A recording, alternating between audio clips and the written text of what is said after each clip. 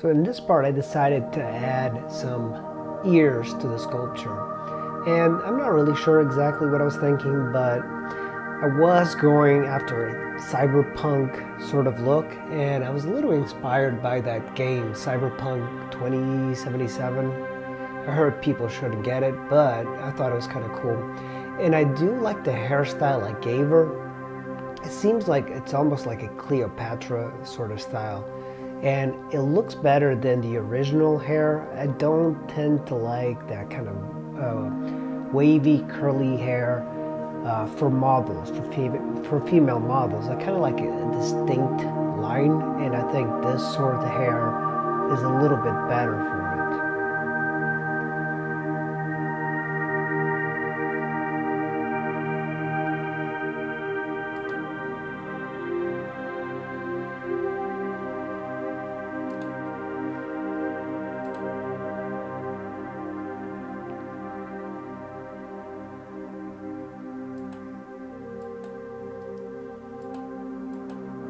So at this point, I removed the stalk that was holding her stomach up. And the reason I do that is because you need some sort of support in the beginning to support that massive weight that's on her rib cage and torso. Remember, we need armatures inside even us to support our weight. And you can do that using an armature. But if you're not using an armature, you're going to have to figure out a way to engineer it up while the clay firms up.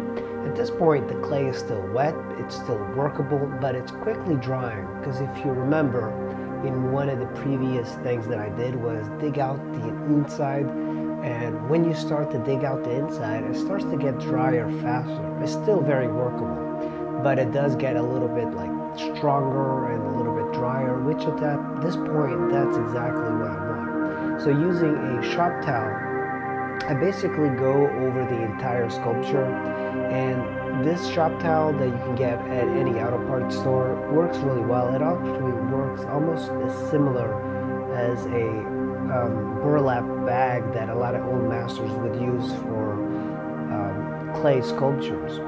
And it removes a lot of the detail, the unwanted unevenness of the surface. And it really works better with water-based clay. I have tried it with oil-based clay, and it doesn't work as well. So you're better off just wetting it down, but you do have to clean it very often. So there's like a lifetime expectancy for these towels. You have to keep buying them. So I am doing a few more details in the face, and the face, I am not very happy with it. I think I wanted to give her a more youthful look, and I want to add a little bit more detail, but when you work small, you need to get small tools, and I find that I don't particularly like to focus on tiny little specks, so I want to make it detailed in the face, but I also want it to be, idealized a little bit. And it's important to also have a light on your sculpture, a strong light. And you want to be able to sculpt it in the same light as the model is. And this is something that's called coloring in sculpture. You want to be able to kind of see the distinct lines of the shadow and the light. Because sculptures, if you're going to put it somewhere and it's absolutely flat, it doesn't look very good, so you have to look at it from various different lights. You gotta light it from below, from above, just to get the shadows absolutely right. Because usually in painting, you can throw back the shadows based on the color and the coolness of it. But with sculpture, I find that it's a little bit difficult if you don't know the anatomy, how far in you have to go in the body.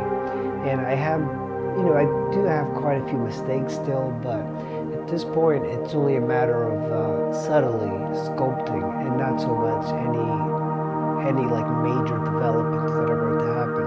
I might put some accessories here and there. I was going to put underwear on her just for, the obvious reasons.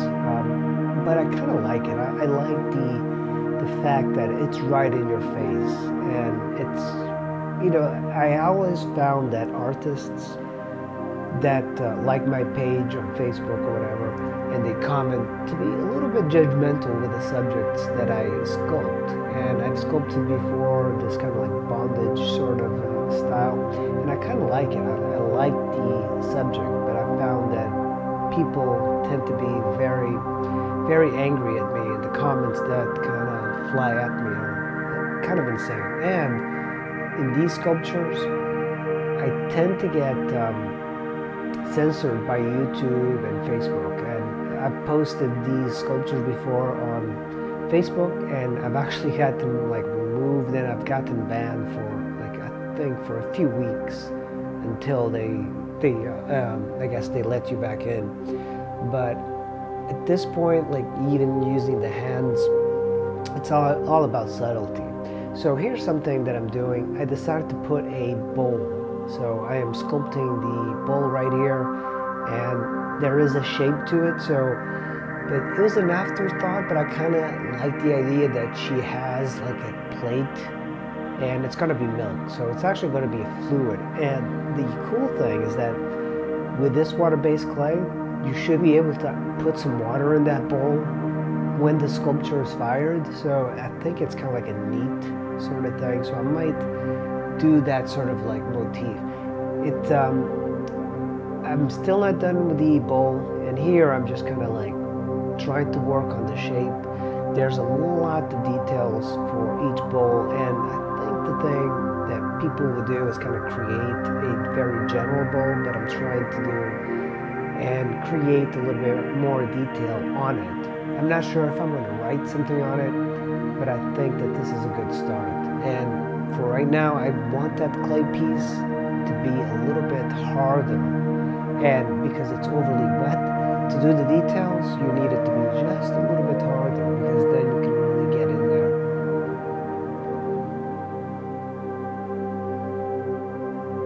One of the tools I really like, I ordered these silicone brush tools, and I've been using these quite often. I like that they let you push the clay, but I got them from Amazon. They're not that good. I went to an art store, and the ones that they have at the art store that are a little bit stiffer are much better for sculpting, because you need to push that clay around. And these only work if the clay is very wet. And right now the clay is slightly hard because you can see the shape of the body. It's not falling down. She's on all fours. It's very easy to hold it up because it is a harder sculpture. And at this point, this is when you want to do some details. You don't want to wait too long. So I am kind of narrowing down the pose at the moment. I'm almost done with the sculpture. I have about maybe one more session on it, and then I'll be done, and I'll just let it dry out a bit, and then I'll take you through the firing process for the sculpture. Thanks for watching, and I will see you in the next video.